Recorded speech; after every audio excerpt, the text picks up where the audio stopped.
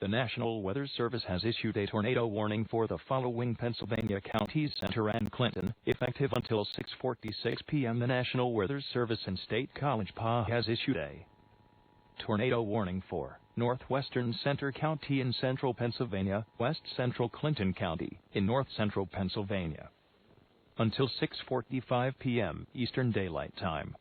At 6:16 p.m. Eastern Daylight Time, a severe thunderstorm capable of producing a tornado was located near Cart House, moving east at 20 miles per hour.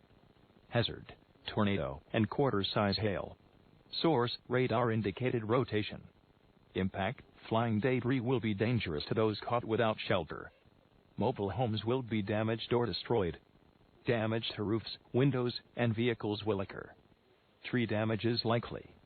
This dangerous storm will be near Keating around 6:40 p.m. Eastern Daylight Time.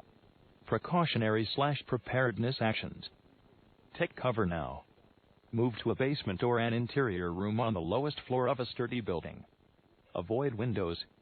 If you are outdoors, in a mobile home, or in a vehicle, move to the closest substantial shelter and protect yourself from flying debris.